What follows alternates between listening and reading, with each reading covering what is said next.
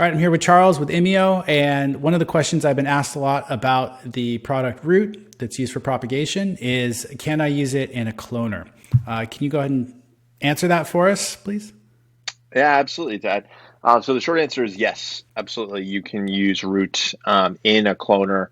Um, you do want to, of course, make sure that you are introducing root in a way that is going to give the microbes some time to um, form the symbiotic relationship with the plant and really be introduced in a way that sets them up for success. So we do recommend dipping in root before putting into the cloner, not adding root into the res. Um, some growers like to actually leave their cuttings in root for a few minutes before putting them into the cloner. As I said before, kind of really give the microbes a chance to get involved, get that gel nice and coated on the end of the cutting. I think the reason that people tend to wonder about the introduction of root in the cloner is thinking that it's going to wash away as soon as the cuttings are put into the cloner. And so, again, one way to just kind of balance that out is to do the dip before putting them in, and potentially leaving the cuttings in a cup with roots for a couple minutes before putting them in your cloner.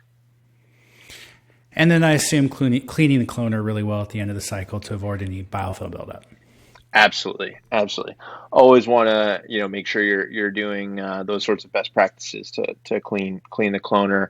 Um, of course, you're introducing beneficials with root, and you want to do that in a way that's going to create the most benefit for your plant, but then to make sure you're kind of doing a thorough clean in between runs, so you don't have anything hanging around there. And for growers that are using some sort of product for sterilization, like bleach, xerotol, hydrogen peroxide based things, how would you best incorporate something like that into using a product like root?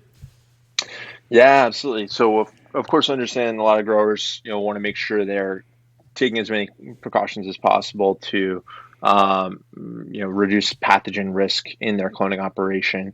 And you can absolutely use those sterilization products in combination with root. But the key thing is that it's not a direct combination, right? Because those products, of course, are designed to kill microbes, and so they will interfere with root if you mix them directly together.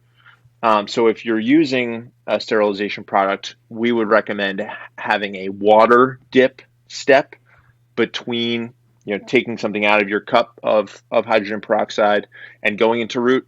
Again, before you make that transition, you want to take it out of your cup of hydrogen peroxide or whatever sterilization product you might be using, dunk it in water, and then put it into root.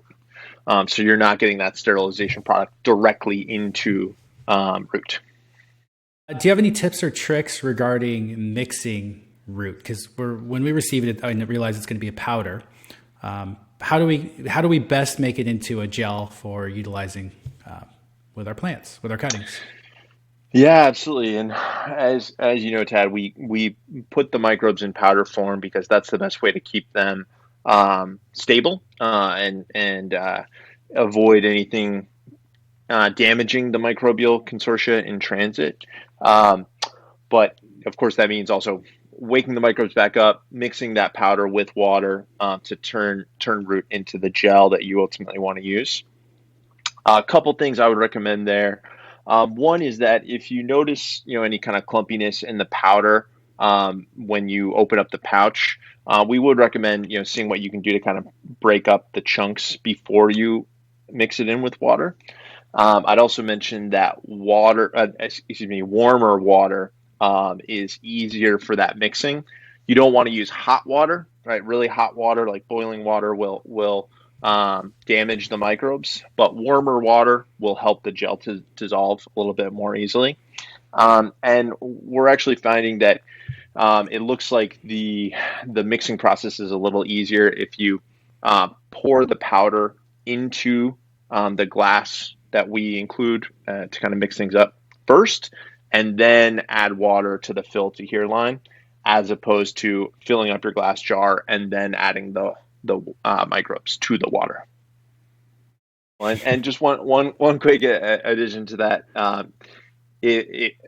The Sometimes you will still see a little bit of clumpiness when that gel is forming, but even the bigger clumps will ultimately get incorporated into the solution is what we see and what we hear from growers.